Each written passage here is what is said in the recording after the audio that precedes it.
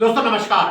आज की क्लास में हम समझेंगे इंटेलेक्चुअल प्रॉपर्टी राइट को। जी हाँ, जैसे ट्रेडमार्क, पेटेंट और ऐसी बहुत सारी जानकारी। और ये सब जानकारी देने के लिए आज हमारे साथ हैं none other than Shri Satish Kumar ji. आप हैं assistant director ministry of micro small and medium enterprises में। और हमारी एक रिक्वेस्ट पर श्री सतीश जी ने ये रिक्वेस्ट एक्सेप्ट कर ली और हमें ये समय दिया है ताकि मैं और आप सीख सके इंटेलेक्चुअल प्रॉपर्टी राइट के बारे में सारी जानकारी।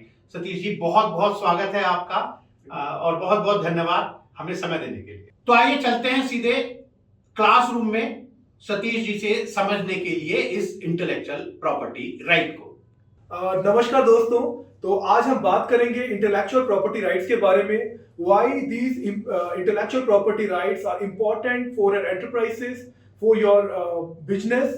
क्या क्या बेनिफिट हैं, क्या क्या फायदे हैं इस तरह के इंटेलेक्चुअल प्रॉपर्टी राइट्स को लेने के, क्या क्या आईपी टूल्स हैं, किस तरह की चीजें हैं जिसको आप प्रोटेक्ट कर सकते हैं, जिसके आप आईपीआर ले सकते हैं, क्या क्या उसकी कॉस्टिंग आती है, कैसे उसको आप रजिस्ट्रेशन करा सकते हैं। तो आज इन सब के बारे में हम बात करेंगे।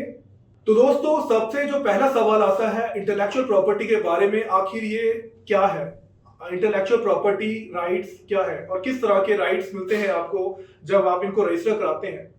तो अगर आप देखें इंटेलेक्चुअल प्रॉपर्टी को, ये दो शब्दों से बना है। There are two words, one is intellectual, other is property.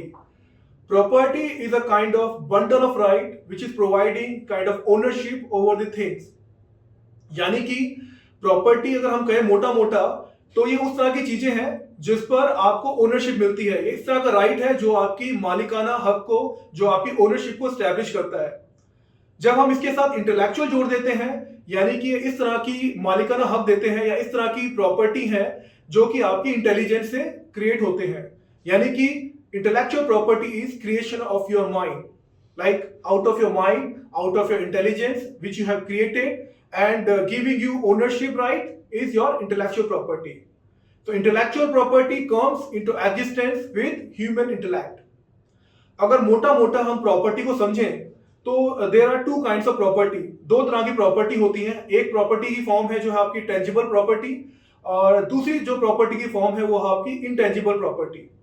Tangible property कहें तो ये एक तरह की प्रॉपर्टी है जिसकी फिजिकल एट्रीब्यूट्स है, यानी कि आप उसको छू सकते हैं, आप उसको देख सकते हैं। ये डेप्रिशिएट भी होती है over a period of time.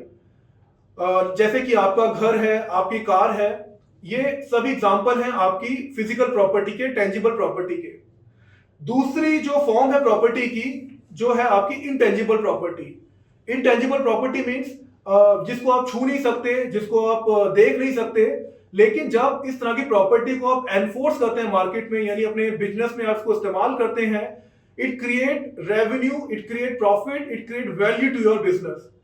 तो इंटेलेक्चुअल प्रॉपर्टी की हम बात करें, ये इस तरह की प्रॉपर्टी है जो कि इनटेंजिबल है, जो इनटेंजिबल तरह की प्रॉपर्टी है, लेकिन जब आप इसको अपने कॉमर्शियल प्रोसेस में, अपने एंटरप्राइज के अंदर, अपने बिजनेस में इस्तेमाल करते हैं, it create value to your enterprise. तो मोटा मोटा हम बात करें, there is a organisation, World Intellectual Property Organization. तो वर्ल्ड इंटेलेक्चुअल प्रॉपर्टी ऑर्गेनाइजेशन कहता है कि intellectual property is a creation of the mind which comprising all kind of inventions, literary and artistic work, any kind of symbol, name, images you are using for your business, design, all of these kind of thing which is used in some kind of commercial activities. तो जब इस तरह की चीजें, इस तरह के जो इंटेलेक्चुअल क्रिएटिव वर्क आप इस्तेमाल करते हैं अपने बिजनेस में, उसको प्रोटेक्ट करते हैं, it gives you ownership right which is your intellectual property. तो हम बात करेंगे कि किस तरह के राइट्स हैं, किस तरह के आपके आपको अधिकार मिलते हैं जब आप इंटेलेक्चुअल प्रॉपर्टी रजिस्टर कराते हैं, अपने क्रिएटिव वर्क को रजिस्टर कराते हैं, अपनी इन्वेंशंस को रजिस्टर कराते हैं। तो there are different types of IP right given by the government, given by the IP office जब आप उसके रजिस्ट्रेशन के लिए जाते हैं। सपोज अगर आपके पास कोई इन्वेंशन है, आपने कोई नया प्रोडक्ट बनाया है, नई तरह का कोई प्रोसेस डेवलप किया है, तो ऐसे किसी भी तरह के प्रोडक्ट, किसी भी तरह के प्रोसेसेस की इन्वेंशन के लिए हम देते हैं पेटेंट राइट्स, जो कि आपको हमारा इंडियन पेटेंट लॉ है, इंडियन पेटेंट एक्ट है 1970 का, जिसके अंदर आप अपने पेटेंट, आप इस तरह के इन्वेंशन को रजिस्टर करा सकते हैं अंडर दिस पेटेंट लॉ।